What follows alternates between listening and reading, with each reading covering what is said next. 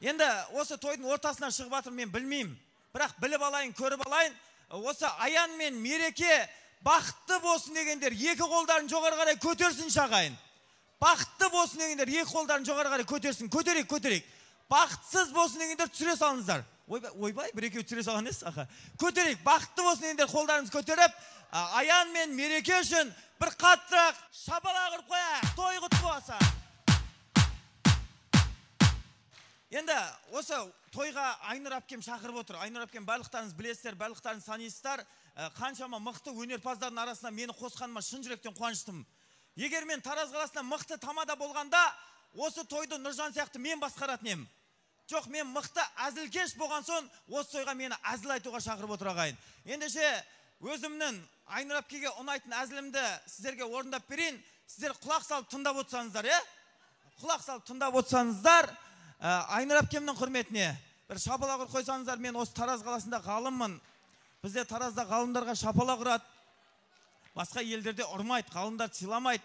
Мен негізі зерттедім ағайын. Мына әйелдердің екі пышағы болады екен. Бір пышағы қолында болса, екінші пышағы тілінде болады екен. Қолындағы пышақпен нан тураса, тіліндегі пышақпен адамның жанын турайды екен. Мысалға, 20 жастағы қыздардың тілі бір бәкі сияқты болады. Бәкіні білесіздер, өтпейді. Ана 20-дағы қыздардың айтқан әңгімесі өтпейді. Бір жерге баратын болса, барайықшы, бара салайықшы, барғанда ғой деп жалынып жүреді. Ал 30-дағы келіншектердің тілі бір нан турайтын пышақ сияқты болады. Олар не айтса да кесіп айтатын болады. Барамыз дедік, барамыз. Қашанғы жүре береміз, бару керекпіз деп ұрсып айтатын болады. 40-қа келген әйелдердің тілі бір ет шабатын пышақ сияқты болады. Олар не айтса да шауып айтатын болады. Елдің байы бай, біздің бай сұмырай деп шауып қалған кезде өзін түсінбей қаласына не болған? 50-ге келген, 60-қа келген әйелдердің тілі лезбі сияқты болады. Олар не айтса да тілеп айтатын болады. Сүйектен өткізіп, жүрекке жеткізіп айтатын болады. Қашан демаламыз, қашан кредит төлейміз деп тек қана сол кезде проблема айтатын болады. 80-90-ға келген аналарымыз тілі одноразовый станок сияқты оқылады екен. Олардың айтқан әңгімесі басында өтеді, сосын өтпей қалады. Қойшы сол айтады, қояды дей саласың ол кезде. 100-ге келген аналарымыздың тілі алтын болады екен ағайын. Тек қана сол кезде жақсы тілек айтады екен. Осы балалар аман болсын, бақытты болыңдар, Аян мен Мереке үшін шапалақ ұрыңдар деп жақсы тілек айтады екен. Мен ойлап қоям, сол кезде бір понятие кіре ме деп осы кісілерге. Біз еркектер қандаймыз? Еркектер 20 жасында пулемет сияқты болады. Олардың 100 оғы болады. Олар 100 қызға бара алады, 100 қызбен кездесе алады, 100 қызбен әңгіме айта алады. 30-ға келген еркектер автомат сияқты оқылады.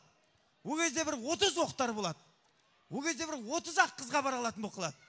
30 қызбен әңгіме айтатын оқылады ол кезде. 40-қа келген еркектер пистолет сияқты оқылады екен.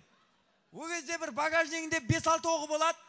Пақ атады, еще бірақ жерге ататын оқылады ол кезде. 50-ге келген еркектер қос ауыз мылтық сияқты оқылады екен. Ол кезде бір 2-ақ оғы болады. Настроениесі болса атады, настроениесі болмаса атпайды ол кезде. Желаниясына байланысты оқылады. 60-70-ге келген еркектер пистон сияқты оқылады екен. Ол кезде атады, бірақ оқ жоқ ол кезде. Холостой кете береді ол кезде ше. 90-100-ге келген еркектер су шашатын пистолет сияқты оқылады екен ағайын. Менің айтайын дегенім, осы Аян 100-ге келіп су шашатын пистолет болып, Мереке 100-ге келіп тілі алтын болсын ағайын. 2 жас бақытты болсын деп бір шапалақ ұрып қойсаңыздар. Сағат енді 12-де әзілдердің өтуі қиын. Бірақ Аян, Мереке шын жүрекпен тойларынан құттықтаймын. Бақытты болыңыздар. Алла сіздерді бақытты қылсын. Бүгін тойға Айнұр анамның құрметіне келіп жатырмын. Аян, сенің анаң, менің анам. Менің анамды сен танымайсың, бар танысып қайт десең аха. Жастар бақытты болыңыздар. Әділет Санатұлы Айнұр әпкемнің құрметіне. Той құтты болсын ағайын.